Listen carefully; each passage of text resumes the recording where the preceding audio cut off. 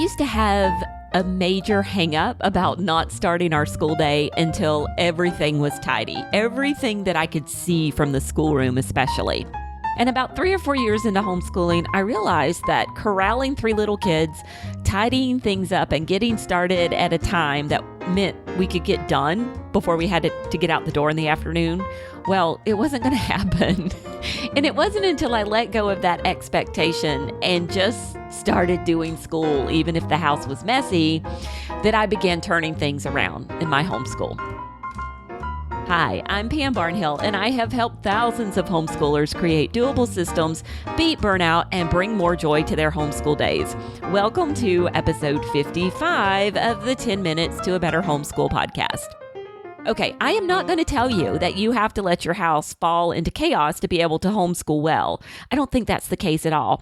In fact, those years of untidiness are behind us now.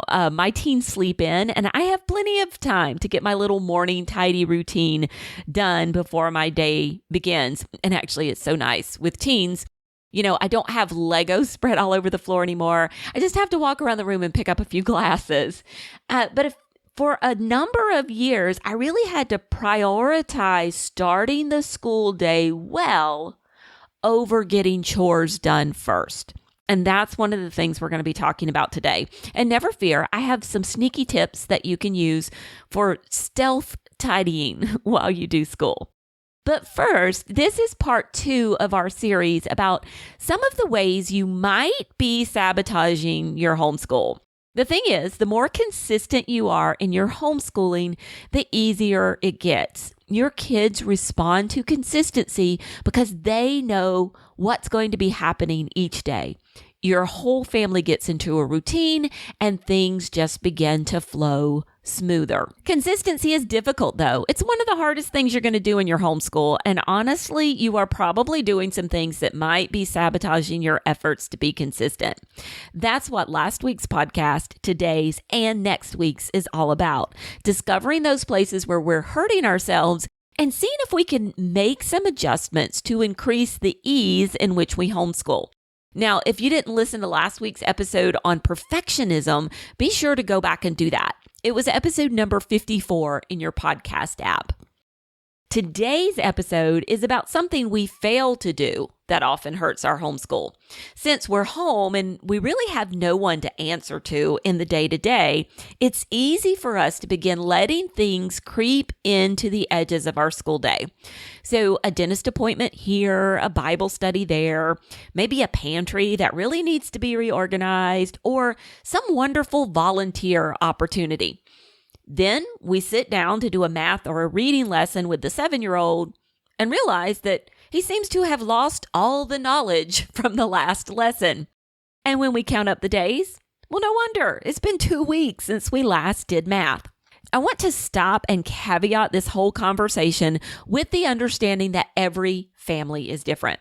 There are some of you listening out there who are thinking, well, Pam, the life we are doing, that is the education I want for my kids. The volunteer activities, the Bible study, the classes at the museum, those are so much better than sitting and doing bookwork. And you know what? Good for you. I am glad you feel that way, and your point should be considered by everyone. We shouldn't get so tied to the bookwork that we don't see the educational opportunities in life. But let me tell you what else I know. I also know that there are moms out there who love the opportunities that life affords. They like to take advantage of them, but they still beat themselves up over the lack of consistent bookwork. That kind of reframing of what education looks like and can be takes years for most people to work through. So if you're the mom who's beating yourself up, you're probably looking for some balance between the school of life and math instruction for your 3rd grader. You're on your own journey, and we're here to support you in that. Also, being a mom of a kid who didn't magically learn to read organically, I can tell you that some kids just need consistent, direct instruction. We hear all of those stories of the kids who just learn to read magically, and it doesn't happen for everyone. So let's agree that there is a need for some moms and some kids to have this kind of consistency with bookwork. Simply saying, oh, don't worry, they learn so much from life, doesn't make everyone feel better. So, what can we do when we find the busyness creeping in and we feel like we're failing at this homeschool thing? Well, the mindset shift that needs to happen is something I call honoring your school day. And what this means is simply sitting and looking at a calendar and blocking off the time that you intend to do school. If your kids are young, this may be just an hour a day. If they're older, you may have 3 or 4 hours blocked off. Now notice that I'm not talking about a strict schedule that says 9 to 9:30 math, though there are some people who actually thrive with that kind of scheduling. Instead, this is simply indicating the time that school is the priority. And then during the time you have blocked off to do school, do 2 things. Number 1, let nothing else outside of a true emergency encroach on that time. And number 2, don't try to multitask during these hours, but instead be completely available to your kids and their schoolwork. Doing this one thing can change the atmosphere of your homeschool forever. Yes, it may mean that your house doesn't stay as tidy as you want it to. Yes, it may mean that you miss out on doing some opportunities that are very good indeed, but it also means that the skills that need regular practice are getting covered on a regular basis. Your kids will have an easier and faster time learning those skills because of that consistent practice. And you are going to feel more confident that you are doing what you need to do to make your homeschool successful. And I tell you what, that is the best feeling when you know that you are being faithful to the work and you have done your part. Okay, before I go, I promised you a mini tip about chores that might not be getting done. So what about the laundry that needs to be swapped or the dishwasher that needs to be unloaded when you're supposed to be honoring your school day and not multitasking?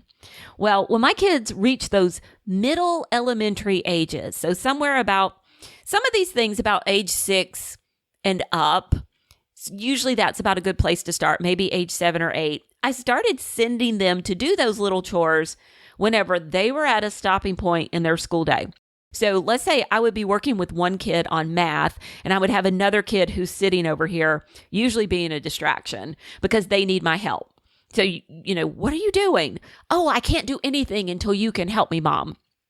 So I would take that time to send them to the laundry room to move the clothes or ask them to go put the silverware away or to pick up all the toys in the living room.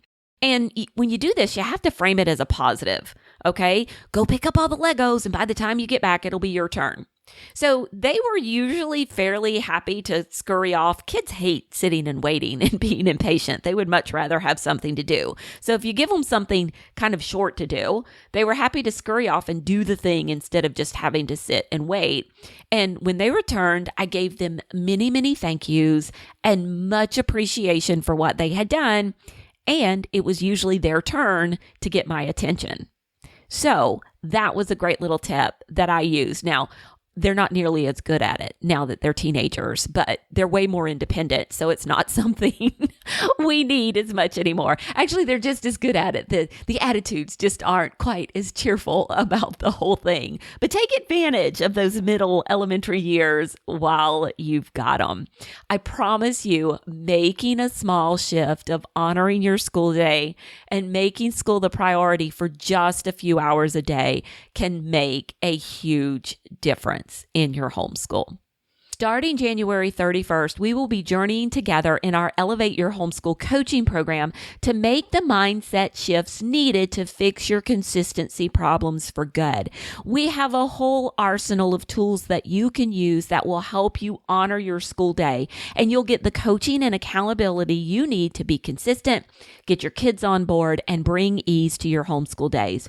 We have live coaching weekly for 6 weeks, daily accountability text, weekly check-ins, a private podcast feed so you can listen on the go, and a proven solution to your consistency issue. We have helped over 1,000 moms with their homeschool consistency. Find out more at pambarnhill.com/elevate today. Now, I will be back again next week to talk about the third thing you might be doing that's sabotaging your homeschool consistency. I hope you join me. Until then, keep on homeschooling.